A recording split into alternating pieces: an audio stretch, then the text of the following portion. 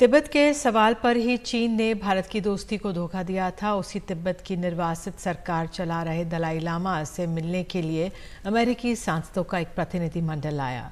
America के रुख से साफ है कि तिब्बत पर चीन की दादागिरी के खिलाफ वो भारत के साथ है।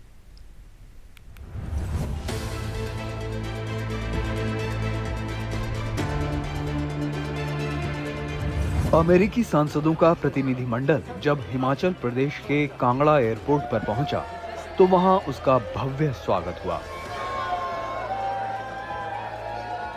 दरअसल ये अमेरिकी शिष्टमंडल रिपब्लिकन सांसद माइकल मैककॉल के नेतृत्व में तिब्बत की निर्वासित सरकार की संसद का दौरा करने पहुंचा। इसका मकसद अमेरिका और तिब्बत के बीच द्विपक्षीय संबंधों को मजबूती देना है। US house foreign affairs committee के अध्यक्ष माइकल मैकॉल के नेतृत्व में अमेरिकी सांसदों का दल हिमाचल प्रदेश पहुंच चुका है। कांगड़ा एयरपोर्ट पर इनका जबरदस्त स्वागत किया गया। सैकड़ों की तादाद में तिब्बती शरणार्थियों ने हाथों में झंडों के साथ इनका स्वागत किया। इस दल में कुल 7 सांसद हैं।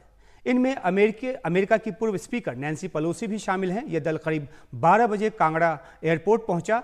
तिब्बत की निर्वासित सरकार के अधिकारियों ने इस दल का स्वागत किया। कुल 7 सांसदों के इस प्रतिनिधिमंडल ने धर्मशाला में दलाई लामा से मुलाकात की। दलाई लामा से अमेरिकी सांसदों की मुलाकात चीन के लिए एक अहम संदेश है कि वो चाहे जितना नकारे, लेकिन दुनिया तिब्बत की स्वतंत्रता की हामी है, जबकि चीन का दावा है कि प्राचीन काल से तिब्बत तो उसका ही हिस्सा है।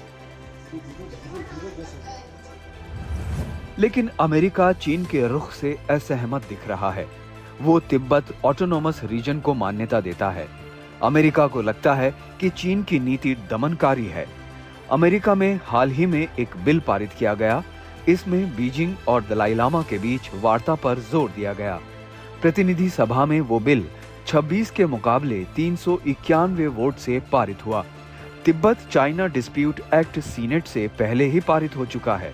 दलाई लामा ग्रेटर ऑटोनॉमी की मांग करते रहे हैं। चीन को इस बात से भी मिर्ची लगी होगी कि अमेरिकी सांसदों की इस टोली में पूर्व स्पीकर नैन्सी पेलोसी भी हैं, जिन्होंने 2022 में जब ताइवान का दौरा किया था तो चीन ने इसका कड़ा विरोध किया था। चीन दलाई लामा से किसी भी देश के प्रतिनिधियों की मुलाकात का विरोध करता रहा है। उसे लगता है कि ये उसके वन चाइना पॉलिसी को धत्ता बताने जैसा है। आपको याद होगा कि नैन्सी पेलोसी ने जब अगस्त 2022 में ताइवान का दौरा किया तो चीन ने उस दौरे का जबरदस्त विरोध किया था। इसके बाद चीन ने ताइवान की सैन्य घेरेबंदी भी शुरू कर दी और कई सैन्य अभ्यास जो हैं वो किए हैं।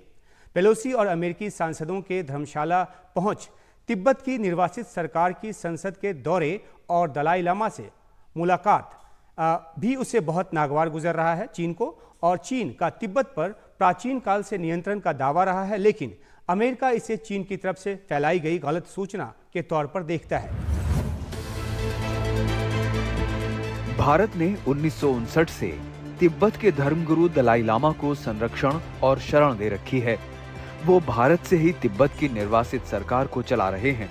जाहिर है कि अमेरिका के मजबूत स्टैंड से भारत और अमेरिका दोनों ही तिब्बत के सवाल पर एक मंच पर खड़े दिखते हैं। एनडीटीवी इंडिया की रिपोर्ट।